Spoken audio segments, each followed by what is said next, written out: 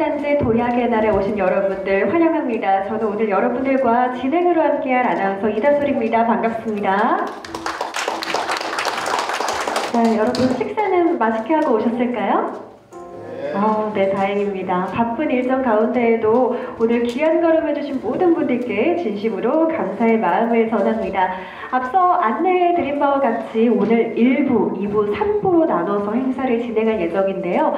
1부에는 2가지 강연이 준비가 되어 있고요. 2부에는 시상식을 포함한 기념식이 진행될 예정입니다. 3부에는 워크숍을 진행한 이후에 또 다같이 맛있는 식사를 하는 시간까지 준비가 되어 있습니다. 자, 그럼 지금부터 일부 행사인 주제 강연을 시작해 보도록 할 텐데요. 각각 30분씩 약 1시간가량의 강연이 진행될 예정입니다. 충남 농공단지의 위상과 조성 효과에 대해서 충남경제연구원 이관률 박사님의 강의가 준비되어 있고요. 또 두 번째 강의로는 충남경제진흥원 남부지소장 임윤찬님께서 준비를 해주신 농공단지 지원정책 소개에 대한 강연이 준비가 되어 있습니다. 굉장히 많은 인사이트를 얻을 수 있는 유익한 시간이 될 것 같은데요. 자, 그럼 첫 번째 강연을 진행해 주실 충남 농공단지의 위상과 조성 효과에 대한 이관률 박사님의 강의를 뜨거운 박수로 맞이해 보도록 하겠습니다.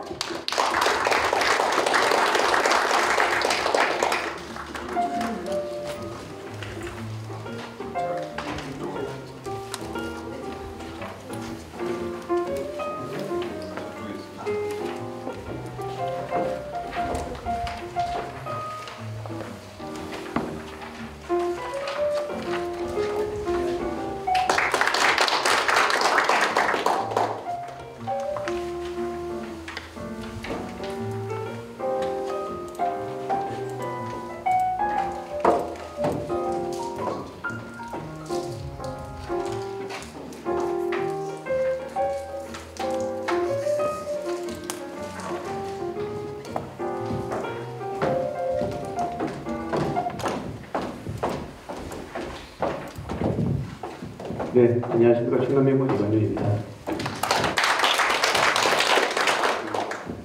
충남 농공단지 위상과 조성 효과라는 주제를 가지고 좀 말씀을 나누고자 합니다.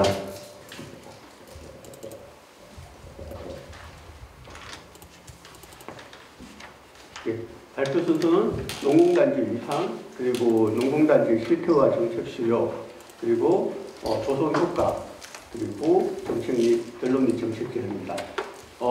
지금까지 이렇게 보면은 농공단지가 어려우니까 이렇게 도와주세요라는 이야기를 많이 했었거든요. 근데 실질적으로 농공단지가 지역 발전에 어떤 역할을 하고 있는지 그것을 좀 강조할 필요가 있지 않는가라는 생각을 하고 있습니다. 먼저 위상을 보시면요. 작년 12월 기준으로 산업단지가 전체 산업단지의 36.5%가 농공단지입니다. 전국에서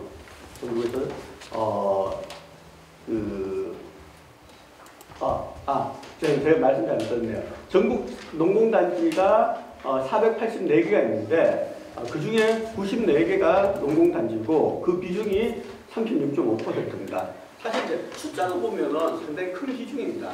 근데 생산 내부로 보면 그렇게 많지 않다고 볼 수가 있을 것 같고요. 그리고 충남 같은 경우는 그 농공단지가 94개가 있는데 전체 농공단지 52.2%입니다. 그래서 전국보다 충남의 농공단지 숫자가 더 많다고 볼 수가 있는 거죠. 이렇게 되어 있고요. 그래서 충남은 상당히 농공단지 부분에서 상당히 좀 특성이 있는데요. 94개가 있는데 전국에서 가장 많습니다. 전국에서 가장 많고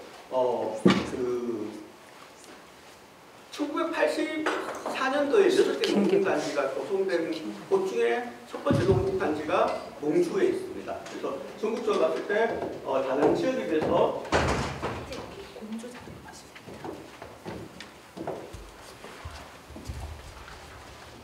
농공단지 숫자가 많다고 볼 수 있습니다.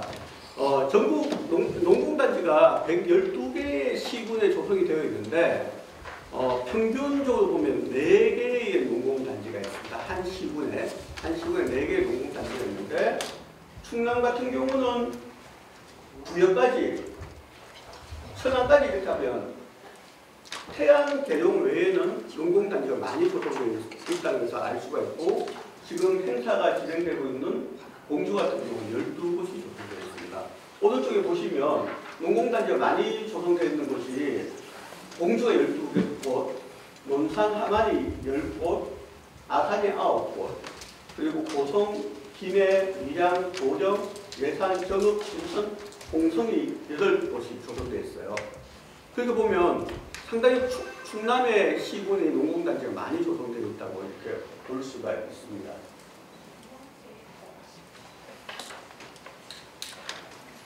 그런데 그 농공단지가 많이 조성되었고, 그리고 과거에 조성되었고, 그러다 보니까는 그 94개 중에서 56개가 25년 이상 된 농공단지입니다.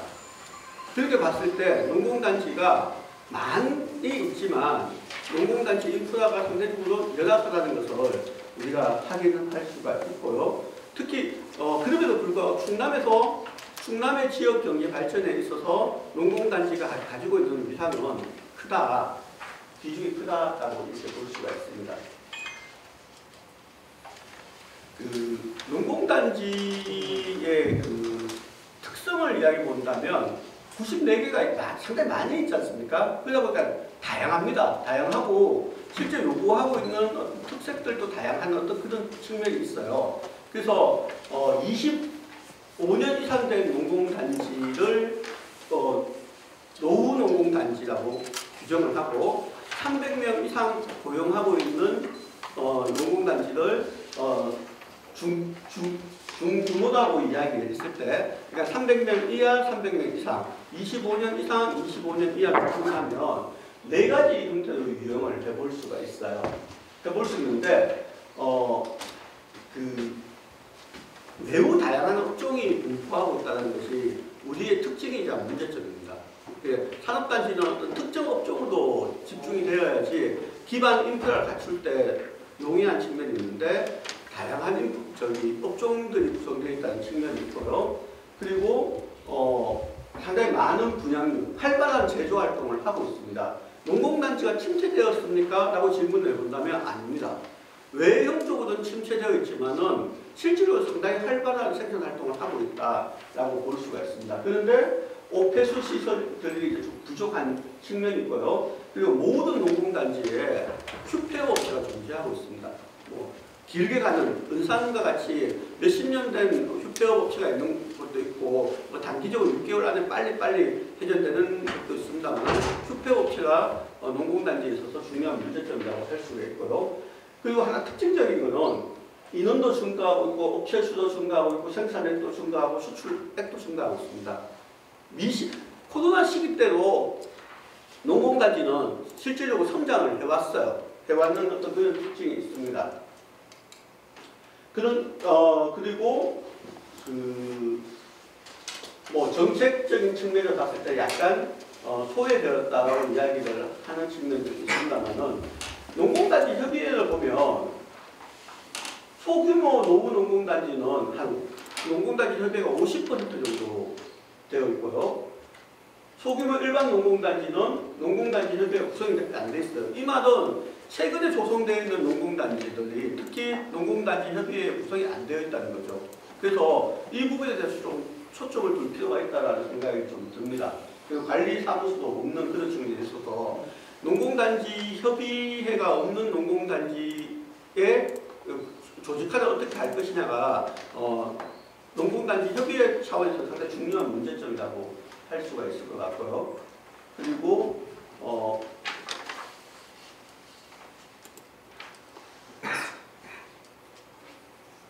정책 수요를 보면 정책 수요가 상당히 다양하게 나타나는데 공통점이 잘 없어요. 왜냐하면 업종도 다르고 그렇기 때문에 공통점을 찾기 좀 힘든 측면이 있습니다. 그럼에도 불구하고 이야기를 본다면 소규모 농공단지는 폐기물 처리 시설이 부족한 측면이 있고, 중규모 농공단지는 주차장이나 전기차 충전소 같은 것들이 부족한 어떤 그런 측면이 있습니다. 그리고 공통적으로 기업 지원에서는 인력 수급 및 채용 지원이 상당히 요구됩니다. 그 인력량을 전체적으로 봤을 때 많이 겪고 계시다. 그래서 오늘 뒷부분에 강의 자료에 보면 외국인 채용과 관련된 부분이 아마 있는 것도 그런 이유인 것 같습니다. 그리고 지원 예산이 조금 많이 확보되어야 된다라는 그런 이야기를 하고 있는데 어제 이제 회장님께서 문자를 보내주셨더라고요. 그런데 실질적으로 지원 예산이 부족하고 하나는데 실질적으로 신청도 안 하는 어떤 그런 미스매치가 있어서 예산과 정책이 좀 연결될 필요가 있다는 생각이 좀 들긴 합니다. 그래서 이거는 뭐 중남농공단지 그 발전 계획을 수립한 내용인데 좀 생략을 하고요. 여기서 조금 강조드리고 싶은 충남도가 이 사업들은 진행을 하려고 하고 있는 사업입니다. 근데 좀 같이 봤으면 싶은 게 뭐냐면요. 첫 번째 농고가 활력있고 아름다운 거리 조성 이 부분들이 실제로 필요합니다. 그래서 그 농공단지 내에 그 휴게시설 그 근로자들을 위한 휴게시설들을 좀 만들 필요가 있다라는 생각이 들고요. 그리고 수의계약 및 마케팅 부분 지원도 필요합니다. 수의계약을 계속 이야기를 하고 있는데 실제로 수의계약을 진행하고 있지 못하고 있지 않습니까? 수의계약 부분을 농공단지 협의회 혹은 시군 차원에서 시군과 충남도와 수의계약을 실제로 진행할 수 있는 실행력이 있는 정책이 좀 집행이 필요하다. 이거는 안 되는 것이 아니다. 못하고 있는 거예요. 누가 못하고 있냐면 제가 조금 과하게 말씀드리면 농공단지 협의회에서도 별 의지가 없어서요. 그리고 충남도와 시군에서는 제도적 탓을 하거든요. 근데 아니에요.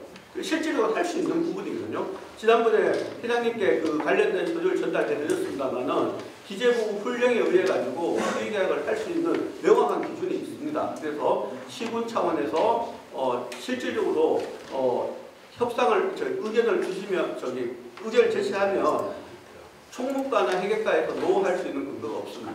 그 부분 말씀드리고요. 그리고 다른 것들은 그냥 보시면 되겠는데 입주기업 대책위원회 구성 이것도 법상으로 되어 있습니다. 그래서 시군 단위에서 입주기업 대책위원회를 구성을 하셔가지고 수의계약을 요구하신다면 안 들어줄 이유가 없고 수의계약은 법상으로 해야 되는 부분입니다.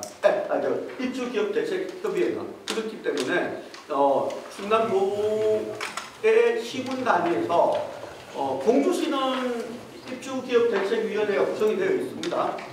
근데 실제로 운영이 안 되는 부분이 있는 거고요. 그래서 이 부분을 공주시 내용을 좀 활성화시키고 벤치마킹을 해서 입주기업 대책위원회 구성하고 그걸 가지고 그 수의계약을 진행할 필요가 있다. 마케팅을 할 필요가 있다. 그리고 그 시군 단위에서 농공단지 협의회가 없는 곳이 많아요. 그래서 시군 단위에서 농공단지 협의회를 좀 만들 필요가 있다라는 생각이 들고요. 그리고 2년이나 3년에 한 번은 정기적인 실태조사와 정책 수요 조사를 해야 된다라는 생각이 듭니다. 이 연구가 2022년도에 이루어졌거든요. 22년도에 이루어졌는데 그때 실질적으로 조사를 하긴 했습니다만 좀 미흡한 부분도 있었고요. 그래서 농공단지 협의회하고 충남도하고 좀 협의를 하셔가지고 뭐 5년 단위 혹은 3년 단위 제가 볼 때는 한 3년 단위가 적절할 것 같은데 전수조사를 좀 진행하실 필요가 있지 않는가라는 생각이 듭니다. 그래서 이런 부분들은 조금 적극적으로 이야기할 필요가 있고 그런 과정에서 저희 연구원도 농공단지에 관련된 연구들을 할 수 있는 기회들을 좀 만들 필요가 있다. 그래서 예컨대 시군에서 시군 농공단지 협의회에서 시군을 통해서 농공단지에 관련된 연구들 저희 연구원에 의뢰하시거나 충남도 차원에서 의뢰를 하시는 그런 형태를 좀 만들 필요가 있다. 저희 연구원 잠깐 소개해드리면 저희 연구원은 충남도와 15개 시군이 출연해서 만든 공공기관이에요. 그래서 저희들이 돈을 받고 연구하는 것도 있지만 그 지역사회 발전을 위해서 저희들이 헌신해야 되는 사회공헌도 있거든요. 그렇기 때문에 모든 연구가 돈이 드는 것이 아닙니다. 어떤 경우는 저희 연구원에서 연구비를 편성해서 연구를 진행하기도 하거든요. 그런 측면에서 다양한 연구 과제거리를 충남연구원에 제안해 주시는 것도 좋은 방법이 될 수 있다라는 말씀을 좀 드리고자 합니다.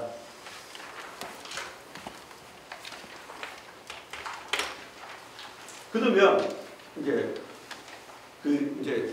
이야기를 보면 농공단지는 지역 발전에 어떤 역할을 했습니까? 라는 것이 이제 제가 지금 말씀드리고자 하는 내용이에요. 112개의 시군에 농공단지가 조성되어 있습니다. 그리고 약 11개 정도의 시군에서는 농공단지 외에 일반 산업단지, 국가산업단지가 없습니다. 그러면 아주 낙후된 농촌 지역에도 조성된 곳이 농공단지입니다. 이 농공단지가 도대체 지역 발전을 위해서 무슨 역할을 했습니까? 특히 지방 소멸시대, 인구 감소 시대에 농공단지는 지역사회에서 어떤 역할을 하고 있습니까? 라는 부분에 대한 질문인 거죠. 그래서 충남의 경우는 농공단지만 조성된 곳이 청량하고 부여 두 곳입니다. 다른 지역은 일반 산업단지나 국가산업단지가 조성되어 있거든요. 그래서 청량과 부여를 대상으로 해서 농공단지 조성 효과를 살펴보려고 했는데 부여 같은 경우는 각종 관광 사업이 많이 진행되고 있어서 청량에 6개 농공단지를 가지고 농공단지 조성 효과를 살펴보려고 봤습니다. 그래서 청량에서도 농공단지가 조성된 곳은 한 개가 조성된 곳은 정산면이거든요. 정산면이고 그리고 정산면하고 유사한 곳이 이제 장평면입니다. 그래서 이제 비교하기 위해서 농공단지가 있는 곳과 없는 곳을 가지고 사전 조사를 해서 농공단지가 지역 발전에 어떤 영향을 미쳤는지를 이제 조사를 해봤습니다.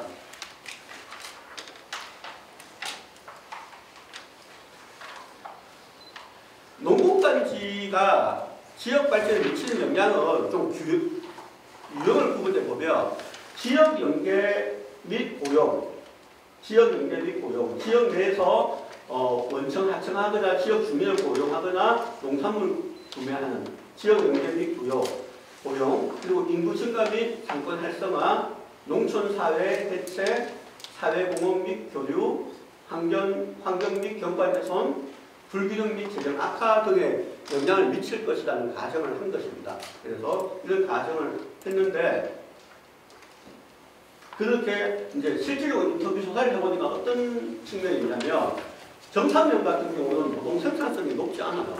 지난 20년 동안 노동 생산성이 변한 것이 거의 없어요. 그러면 이건 뭐냐면 농공단지의 규모가 작기 때문에 규모의 경제를 발생하지 못해요. 소규모가 있고 작은 기업이 있고 농공단지의 규모 자체가 작기 때문에 노동 생산성이 높지 못하다는 그런 측면이 있고요.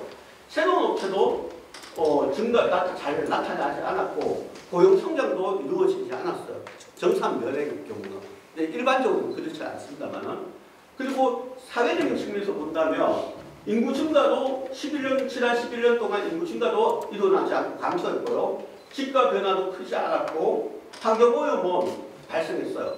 수질오염과 대기오염도 발생했고 그리고 그거에 대한 조치도 잘 이루어지지 않았고 그런데 조금 재미있었던 거는 정산농공단지 같은 경우는 정산면에 체육대회도 지원하고 있고 그 정산 초중고에 탁구 선수들이 있는데 그 체육회로 지원하는 그런 것도 있었습니다. 그리고 지역 취약계층에 대한 후원금 제공, 환경 캠페인, 장학금 지원 이런 형태를 하고 있었어요. 이렇게 본다면 농공단지가 경제적인 측면에서 큰 효과가 없었고 그대로 지역사회에서는 작게나마 사회공헌 사업을 했다라고 이렇게 볼 수가 있는 거죠.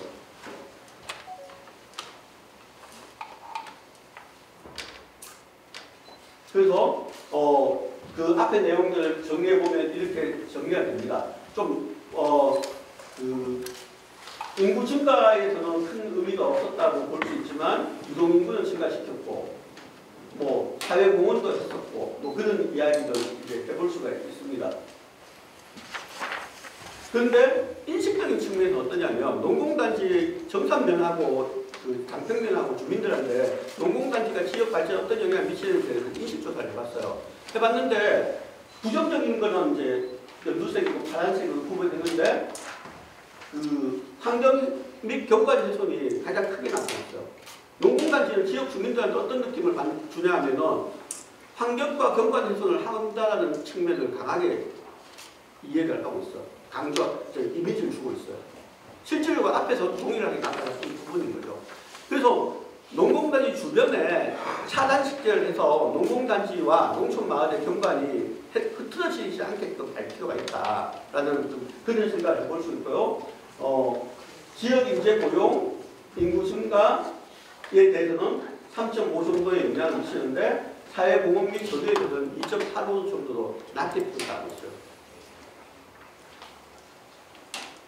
그래서 이 뭐 숫자적인 측면은 좀 제가 제외하고요.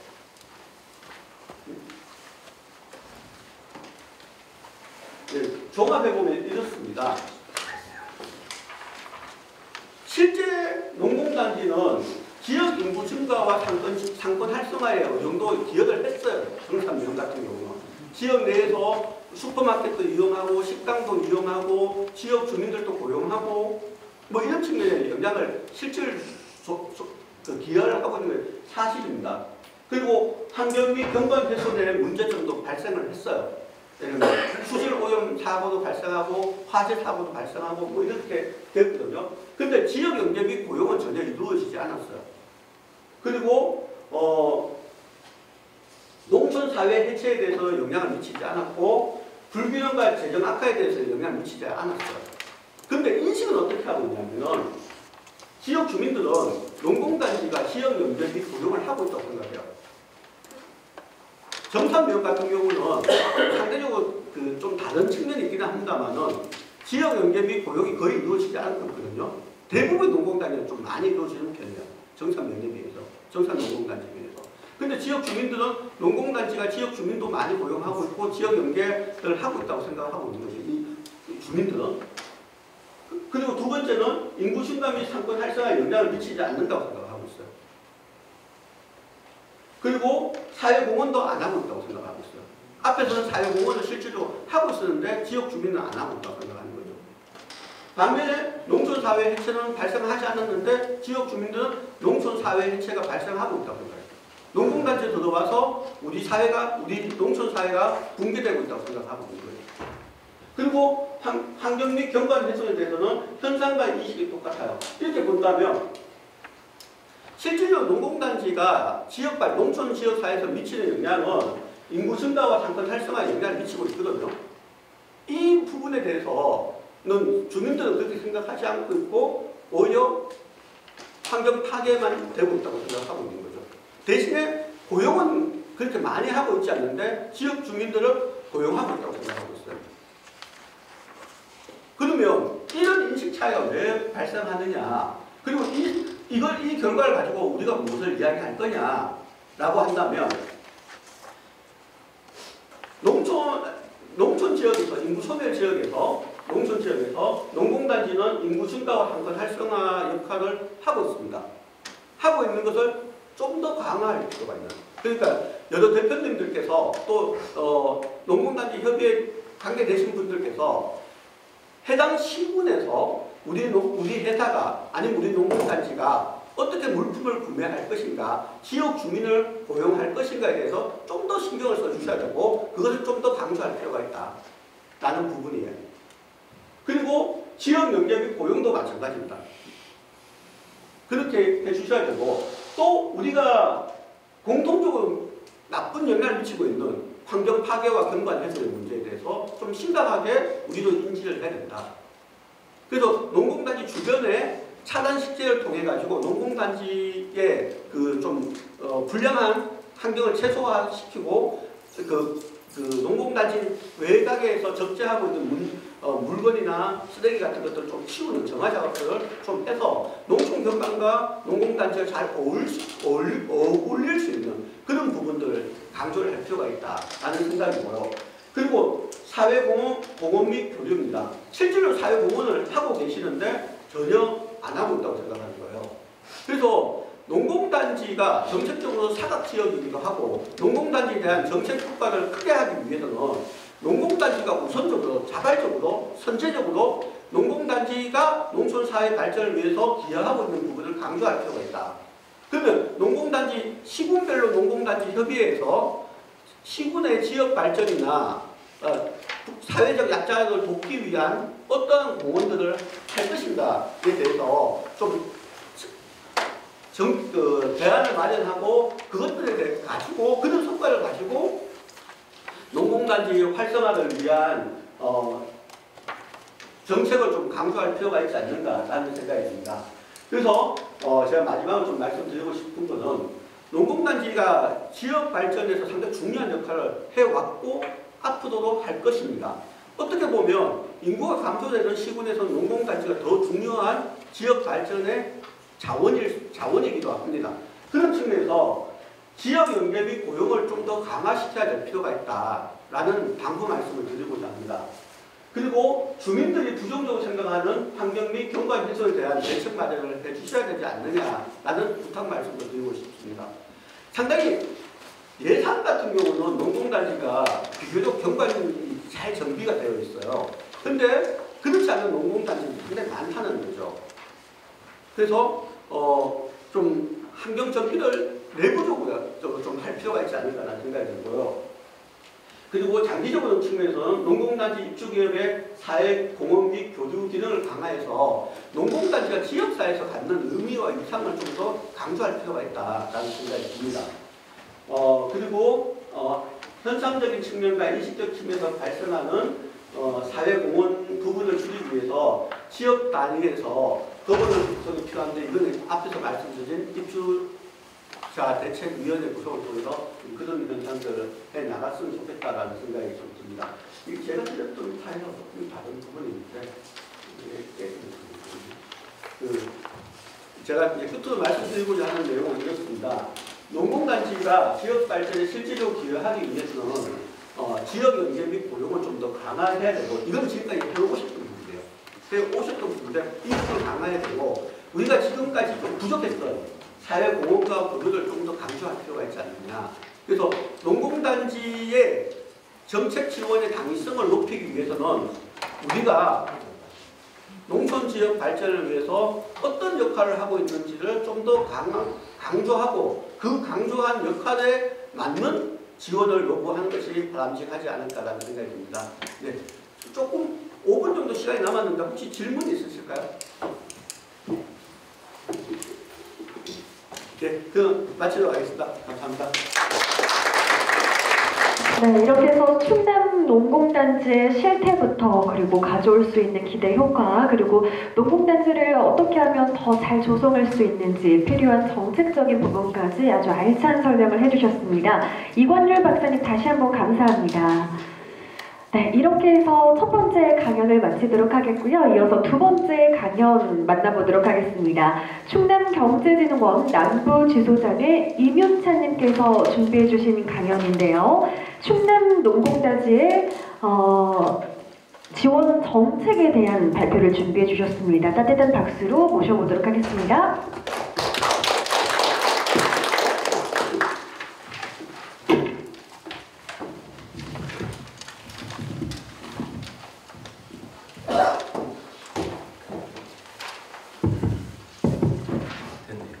네, 안녕하십니까. 저 충남경제진흥원 남부지소장 이윤찬입니다. 반갑습니다. 저희 경제진흥원은 아시겠지만 국내 중소기업들의 자금 마케팅, 일자리 등 다양한 중소기업 지원 사업 프로그램을 수행하고 있고요. 지금 현재는 오늘인 내포, 그다음에 아산 출장소 그리고 남부지소는 청양에 위치해 있습니다. 청양에서 제가 오늘 왔는데 공교롭게도 사례가 청양군에 있는 농공단지가 나와서 좀 어색하지는 않고 좀 귀에 익숙한 느낌이 많이 들었던 것 같아요.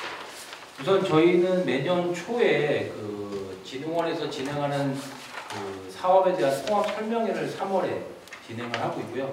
올 3월에도 도문해회관에서 저희 25년도 저희 진흥원에서 지원할 사업들에 대한 통합 설명회를 가진 바가 있습니다. 지금 책자에 담겨져 있는 내용들은 그 당시에 지원 사업으로 나왔던 부분들이 일단 담겨져 있고요. 다만 제가 오늘 이 시간에 잠깐 말씀드리고자 하는 거는 지금 거의 예전에 보면 10월, 11월이 저희 다가가는 시점에서는 모든 지원 사업들은 거의 다 종료 시점에 다가왔다고 보시면 될 것 같습니다. 다만 지금 나와 있는 오늘 설명해 드릴 자료들은 자금과 마케팅, 해외 마케팅 중심으로 잠깐 말씀을 드릴 건데요. 자금 같은 경우는 지금 일부 자금들은 아직도 신청이 가능한 상태이기 때문에 그 자금에 대한 안내를 해드릴 거고요.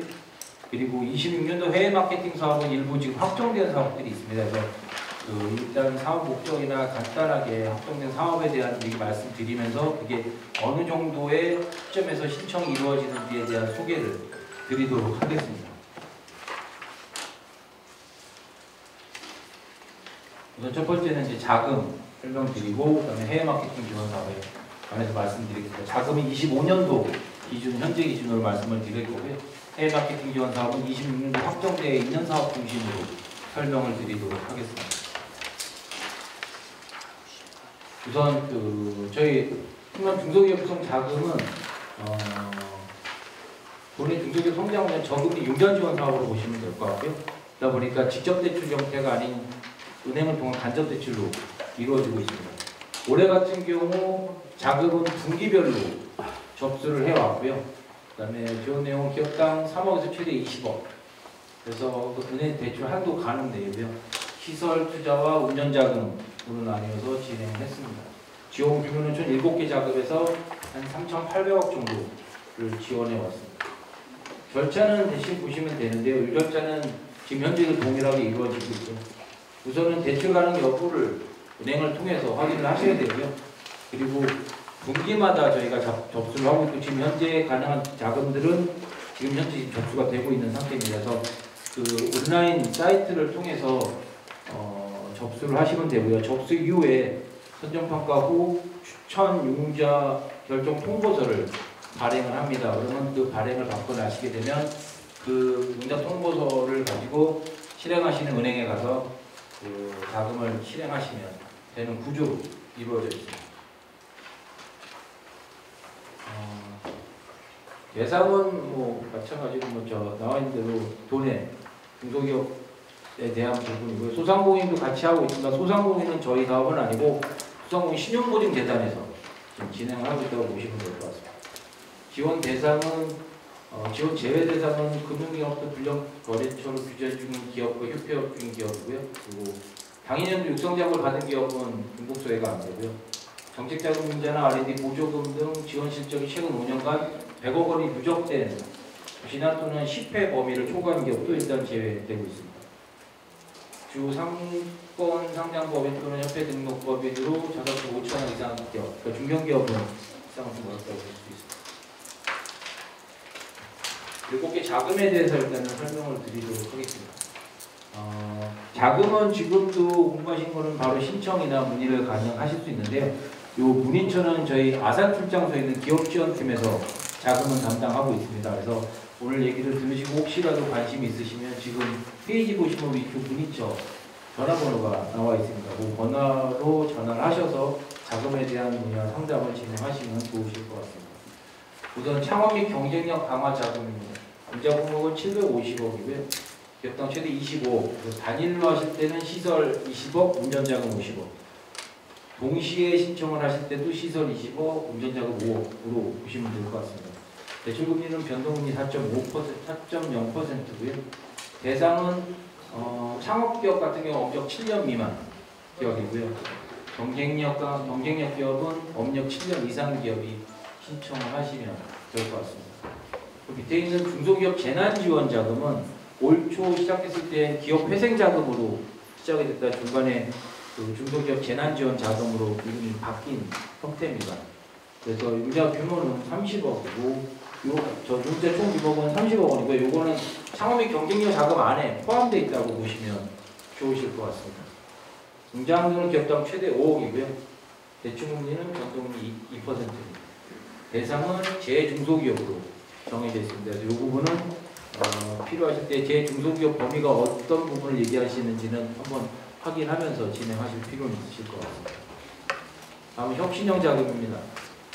융자금은 1,300억 원이고요.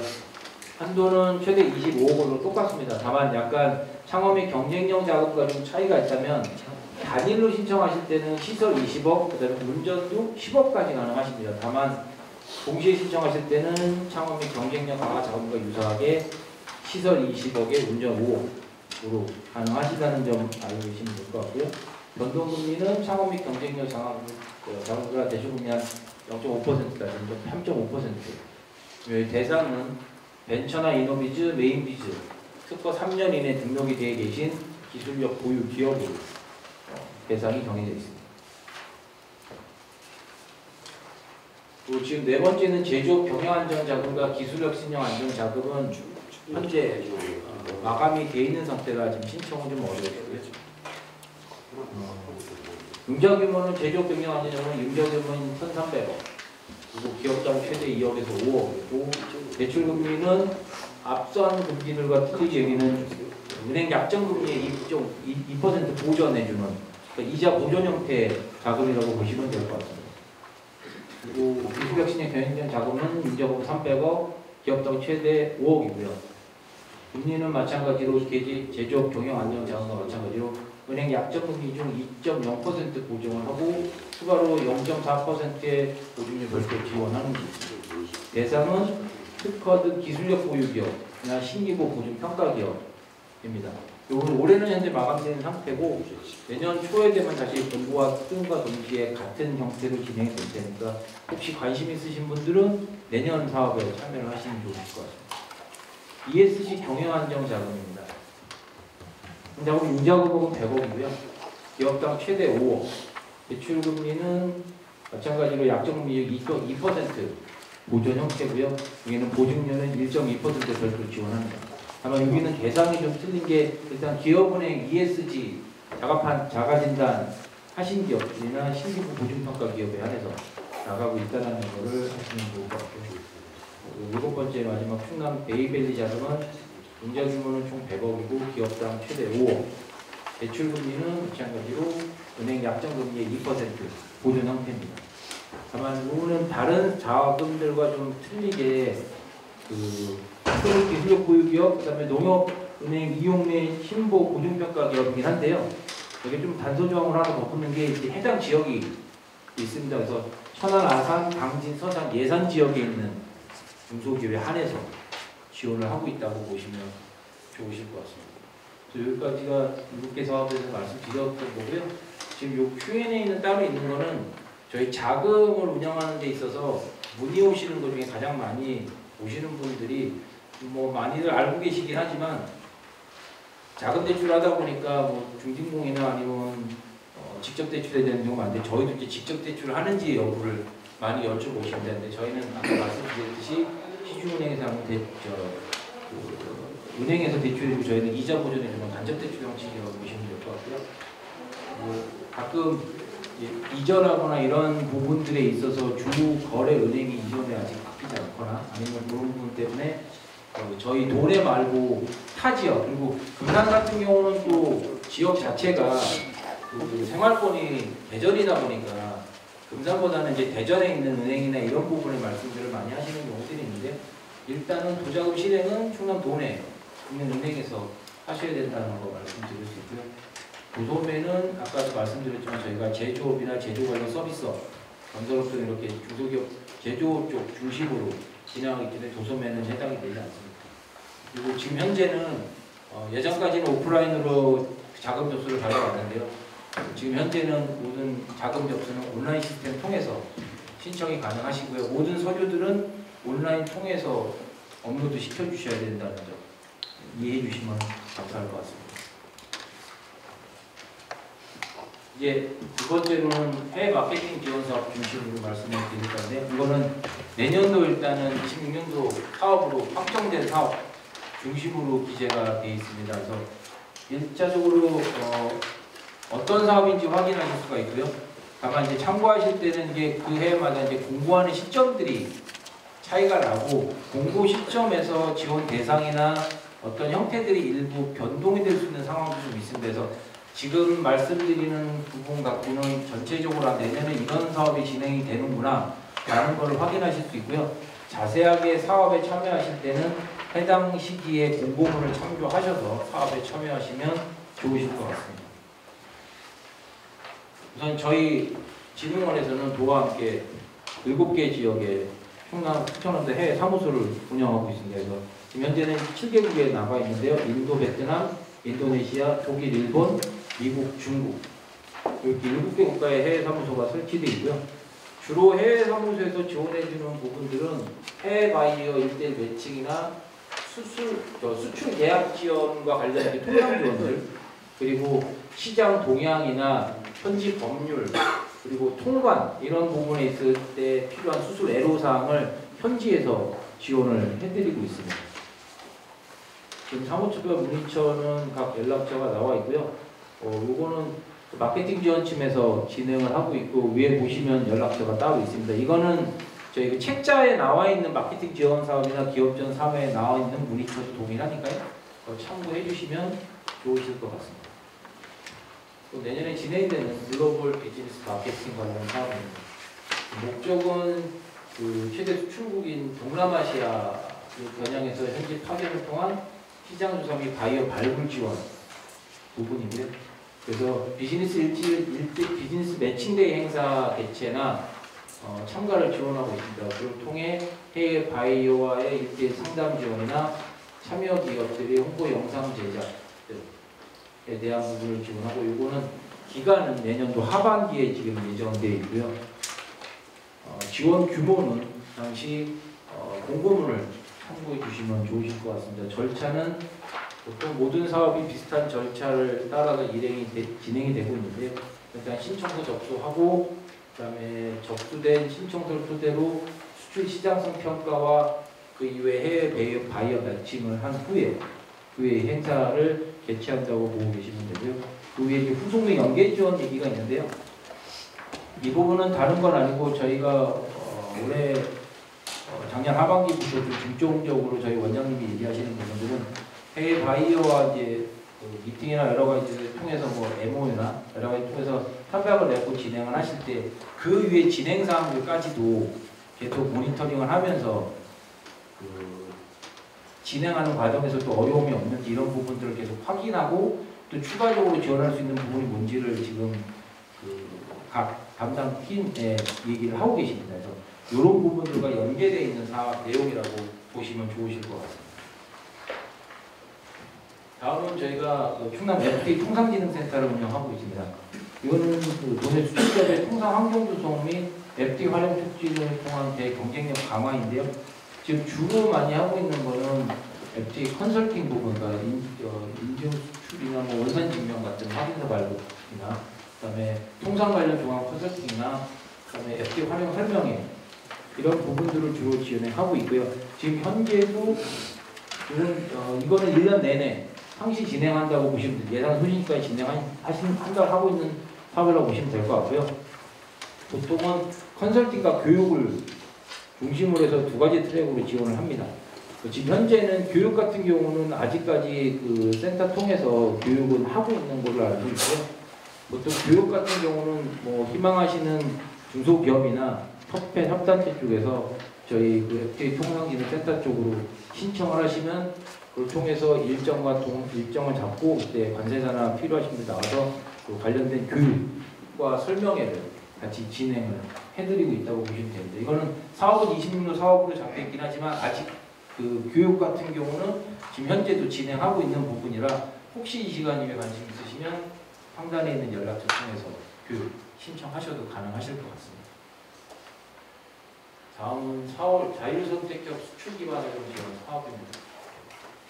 이건 수출 인프라 구축 위해 기업 수요에 기반한 맞춤형 지원 사업으로 해외시장 진출력 경쟁력 확보가 주 사업 목적이고, 주로 진출한 수출 인프라 구축 지원은 이제 디자인 개발이나 영상 제작 쪽에 대한 부분으로 지원을 할 예정이고, 이거는 내년 3월부터 12월. 이게 3월부터 12월이라고 해서 이 기간 동안 다 제작을 해주는 건 아니고, 이게 선정부터 보시면 이제 선정하고 모집하고 선정하고 수행하고 결과 나오는 기간으로 보셔야 되기 때문에 사실상 선정되고 이루어지는 과정은 거의 상반기, 그리고 하반기부터는 사업 진행이라는 순서로 이해를 하시면 좋을 것 같습니다.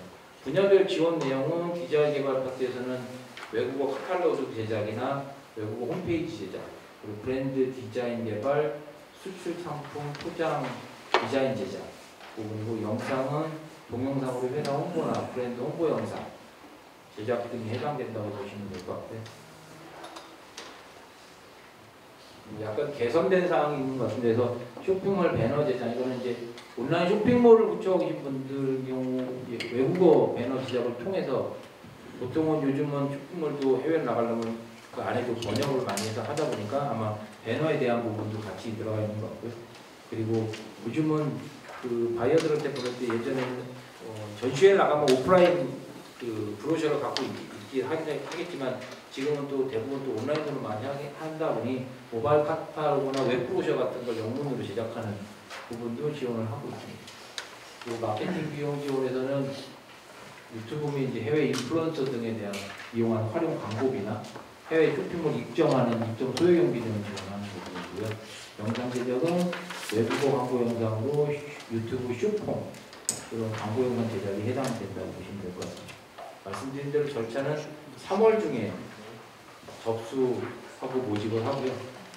그다음에 그 지원 기업 선정하는 과정을 5월까지 마무리하고, 5월부터 사업 수행을 시작해서 10월까지 영상 제작이나 해당되는 그 디자인물들을 제작을 하고 11월에 지원금이 지급되는 형태로 보시면 될 것 같습니다. 요즘은 지원 사업이 대부분 선정이 되고 나면 업체한테 바로 지급을 한다기보다는 사업 수행이 다 끝난 이후에 공급업체한테 저희 그 기관에서 직접 지원하는 형태로 많이 가고 있기 때문에, 결국에는 자부담이 어떤 형태로 표현될지는 모르겠으나 대부분 자부담은 최소 부가세는 계속 그 업체에서 부담을 한다는 생각을 가지시면 좋으실 것 같습니다. 대부분 지원하는 게 공급가 기준으로 지원을 하고 있는 형태라고 이해해 주시면 감사할 것 같습니다.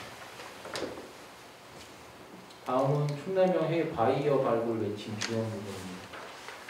저는 충남에 있는 7개 해외 사무소 통해서 통상자문관을 통해서 바이어 발굴 그리고 도내 수출 기업의 해외 시장 진출을 확대하는 지원 부분이고요.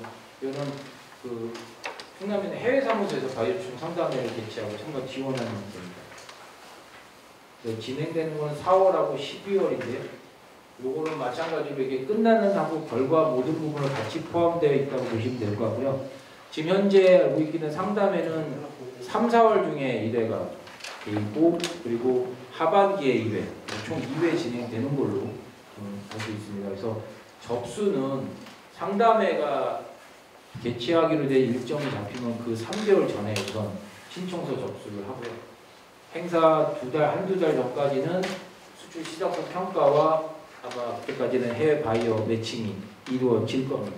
그러면 이제 남은 그 한 달 이내 기간 동안 이제 그 바이어를 만나기 위한 여러 가지 준비 작업들 하신 이후에 그 충남 해외사무소 바이어가 추초와 상담회를 개최하면 이제 그 상담회 당일은 거의 나가셔서 상담회 진행하시면 된다고 보시면 되고요. 사업 관리는 해외사무소를 통한 후속 수출 지원 부분을 상시로 계속 진행하신다고 보시면 좋으실 것 같습니다. 충청남도에서 하는 해외 시장 개척단 사업입니다. 이 부분은 글로벌 시장 진출을 통한 수출 확대나 해외 판로 개척 부분인데요. 지원하는 부분은 해외 수출 상담회 개최를 통해서 바이어 발굴하는 부분하고, 그다음에 통역원하고 상담장 제공하는 지원이 있고요. 그다음에 전시회 나갔을 때 참가비나 부수비 지원 형태를 보시면 좋을 것 같습니다. 지원 규모가 다 빵빵 영영 계사로 나온 거는 대부분 그 당시 공고 나갈 때 지원 계사가 정해져서 나오기 때문에 그때 그 부분 참고해서 신청을 하시면 좋으실 것 같습니다. 지원 절차는 마찬가지로 이거는 해외 시장 개척단은 나가는 일정이 이미 확정된 상태에서 모집을 하다 보니 일단은 90일 전에 참가하기 90일 전에 일단 업체들 모집을 진행하고요. 그리고 60일 전에는 기업 적격 여부 검사를 통해서 선정을 하고 그 나가기 전까지 또 이제 다양한 준비 사항들을 준비한 후에 4월하고 10월 두 번 전시회 참가가 예정되어 있습니다. 마찬가지로 마케팅 사업은 계속해서 후속 지원 사업을 계속 추가적으로 진행하고 있습니다. 이거는 이게 미팅을 하거나 이런 경우에서 한 번에 바로 계약으로 체결되는 부분이 없기 때문에 아무래도 계속적으로 후속으로 연계되는 부분을 통해서 실질적으로 좀 더 많은 부분이 수출을 통해서 진행이 되고 그걸 통해서 뭔가 이윤을 얻을 수 있는 부분, 실제로 매출도 발생하는 과정까지를 모니터링 한다고 보시면 좋으실 것 같습니다.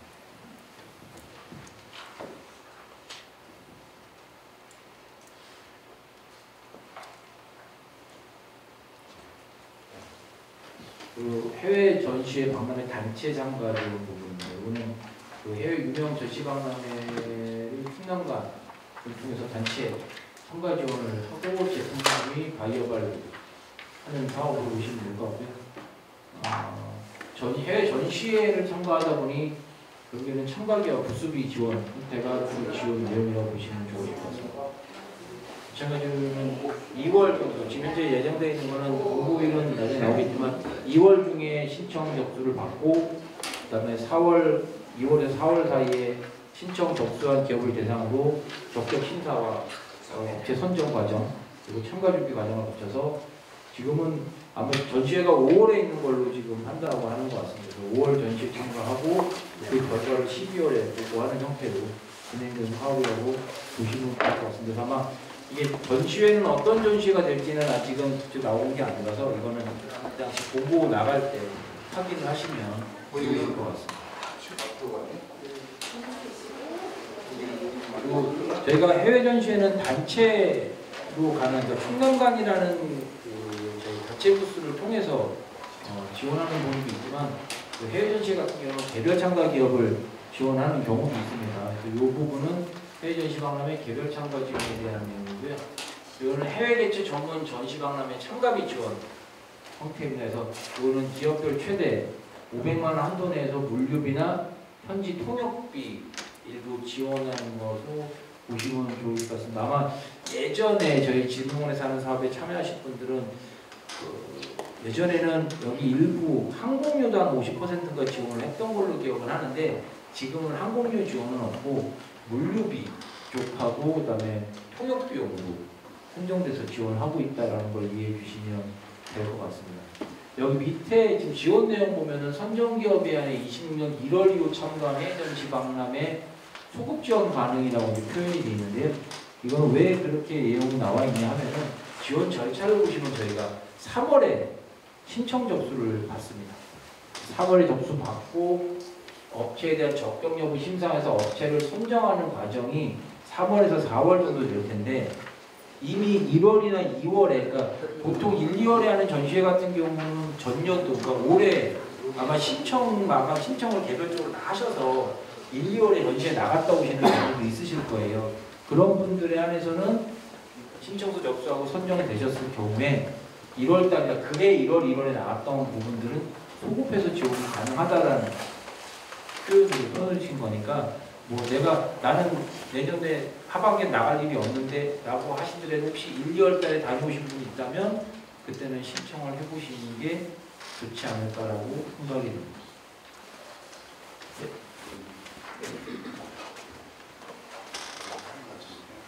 다음번에는 해외 규격 인증 지원하는데 이는 지원 내용은 기업당 최대 1,000만 원 정도에서 지원을 하고요. 지원 내용은 인증 획득에 필요한 컨설팅비나 심사비, 인증비를 지원하는 사업입니다. C나 FDA 등 55개 유명 인증 들이 있으니까 거기에 대한 부분으로 생각하시면 될 것 같고요. 지원 비용은 총소 비용의 70%는 저희가 지원하고 30%는 자부담하신다고 보시면 좋을 것 같습니다. 다만 여기 70%가 공급가 기준인지 아니면 전체를 뜻하는 건지는 그 사업 공고 나온 그거 확인해 보시면 좋으실 것 같습니다. 그래서 보시면 이거는 내년 3월 공고가 올라가는데 지금 보시면은 신청서 접수, 선정 심사하고 수행하고 지원을 지급하는 게 다 상시로 표현이 돼 있거든요. 그래서 이 부분은 3월부터 시작한다는 부분이라는 거는 공고가 3월에 나간다고 보시면 좋으실 것 같으니까요. 요거는 아마 내년도 통합 설명회 때 참석을 하시면 구체적인 공고 일정이나 이런 게 좀 더 명확하게 아실 수 있지 않을까 싶습니다. 그래서 그 절차는 보시면 잘 이해하시게 신청해서 선정된 다음에 인증 작업을 들어가는 게 아니라 지금 여기 보시면 사업 신청 전에는 일단 인증이 획득되어 있는 상태로 신청이 가능하다고 지금 완료 신청이 가능하다고 되어 있거든요. 그래서 결국에는 뭐냐면 인증 사실은 그해 신청 그 인증 사업 같은 경우는 그해 저희가 선정을 해서 그 해 안에 인증을 받게 된 사실상 쉽지 않은 경우들이 많습니다. 그러다 보니까 아무래도 이거는 어느 정도 그 과정이나 이런 부분들이 확인되고 인증이 거의 확정된 상태에서 신청하시고 그 획득한 거에 대한 비용을 사후 지원하는 게 아닌가 싶긴 한데요.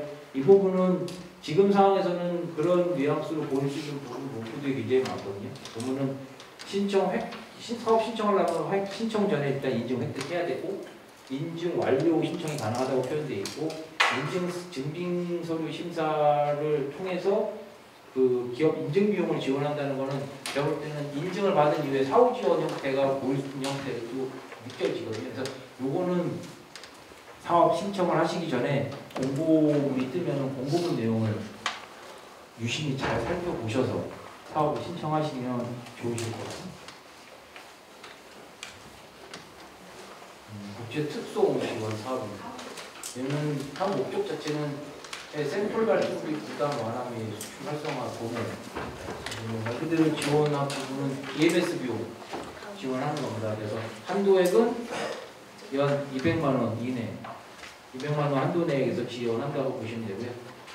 보통 한도 금액이 있는 사업들 같은 경우는 이렇게 실질적으로 들어가는 비용에 대한 지원 사업들은 예산 소진 시까지 지원하는 경우가 좀 많습니다. 그래서 3월부터 시작해서 예산 소진 시까지니까요. 참고하시면 될 것 같고요. 저 신청 방법은 3월에 신청서 접수받고 기업 적정 요구 및 검토 승인은 내용을 3월부터 10월까지 있는 걸로 봐서는 이 부분은 3월부터 계속 상시적으로 어떤 일정 기간 신청 기간을 자꾸 딱 맞는 건 아니고 3월에 공고를 낸 다음부터 소진 때까지는 계속 접수가 가능하다고 보시면 될 것 같고요. 그 10월이라는 거는 그걸 검토 승인하는 단계는 10월까지만 하겠다라는 의미로 이해하시면 될 것 같습니다. 그래서 10월 이후에 신청하시는 분들은 어렵다고 보시면 되고요. 그렇게 나온 거를 11월까지는 선정공시소 시청국제 방문에서 이용하시면 된다고 보시면 될 것 같습니다. 그래서 이 부분은 지원금은 선착순 지급이고 소급 적용도 가능하다고 지금 있으니 이거는 향후에 공고문 자세히 유심히 살펴보시는 게 큰 도움이 되시지 않을까 싶습니다. 다음은 충남 덱스터 이런 부분인데 이거는 저희하고 올해 저희가 지난달에 저희 내포 본원에 있는 1층에 충남 덱스터가 개관을 했습니다. 그래서 주로 하는 거는 충남 기업의 수출 확대를 위한 그 토트라의 사업적 공간이라고 보시면 좋으실 것 같고요. 그 안에서 지원해 드리는 거는 해외장 진출과 온라인 플랫폼 등록이나 해외 판매용 제품 촬영 및 이미지 제작. 그 덱스터 안에 제품 촬영을 할 수 있는 조그만 스튜디오가 마련돼 있어서 아마 사진 촬영이나 이미지 촬영은 가능한 걸로 알고 있습니다. 그리고 수출 상담 등을 할 수 있는 화상 상담 공간도 마련되어 있는 부분이기 때문에 이 부분에 대한 거는 혹시라도 지금 저 지원 안에서 필요하신 부분이 있다면 상시 운영이 되고 있으니까 이건 뭐 비용이나 이런 부분이 아니고 그 공간 이용 차원에서 진행되는 부분이기 때문에 언제든지 문의 전화하시고 방문하셔서 지원에 대한 부분을 받으실 수 있을 것 같습니다. 그래서 보시면은 유성 상담하고 제품 촬영이나 뭐 이런 등록에 필요한 부분은 가셔서 제품 촬영에 대한 거 일정 잡고 하시면 될 것 같고요.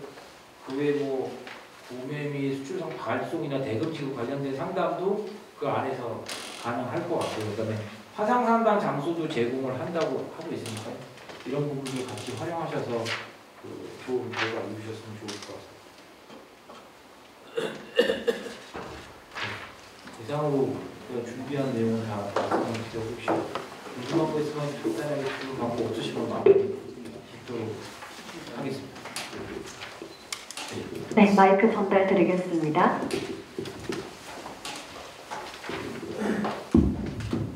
다른 분들이 질문을 안 할 것 같아가지고 제가 대표로 하겠습니다. 자, 경제진흥원이 실질적으로 우리 충남도에 중소기업들을 위해서 여러 가지로 힘쓰고 노력해주는 자금들이 많은데 실질적인 이런 자금들이 진짜 어려운 기업에는 혜택을 못 본다는 겁니다. 그러니까 그 자금을 보면은 거기가 은행에 가서 먼저 상담을 하고 은행에서 준다라면은 이자 보전을 해주겠다 이거거든요. 그러면 충남도에 우리 경제진흥원에서 은행하고 협약을 맺을 때 이런 것에 관해서 그 은행과 좀 협약을 좀 상세하게 맺어가지고 충남도에서 해줄 수 있다고 좀 평가된 업체들은 먼저 은행에서 이것을 받아줄 수 있는 이런 부분을 좀 저는 요청을 하고 싶습니다. 지금 회장님 말씀대로 지금 제가 직답을 드리기는 어렵지만 지금 말씀하신 의견은 제가 의견으로 말씀드릴 거니까 좀 그런 것을 앞으로 좀 개선해 줬으면 개선 방향을 말씀드려 주니까 좀 충남 경제진흥원에서 좀 이 부분을 한번 검토를 해주셨으면 하는 말씀입니다. 말씀해 주신 거는 제가 돌아가서 저희 국내가 회의하는 과정에서 말씀드려서 한번 검토될 수 있도록 말씀드려보도록 하겠습니다. 일단 경제진흥원은 저희들하고 MOU 체결이 안 돼 있는데 그것도 한번 말씀드리도록 예, 하겠습니다. 그 부분을 TP는 이미 했고요. 예, 그다음에 충남보증도 했고 예. 그런데 경제진흥원은 지금 원래는 일정을 잡았었는데 네. 거의 지연이 되다가 그냥 끝나고 있어요.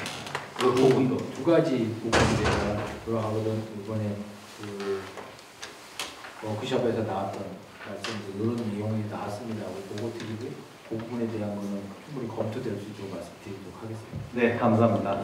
그리고 이상도 질문 없으시면 마무리 짓도록 하겠습니다. 감사합니다. 네, 이렇게 해서 두 번째 강의로 중소기업 육성 자금을 비롯해서 해외 마케팅 지원 사업 등 여러 가지 농공단지와 관련한 지원 정책에 대해서 알아보는 시간이었습니다. 이렇게 해서 1부의 특강 시간을 모두 마치도록 하겠고요.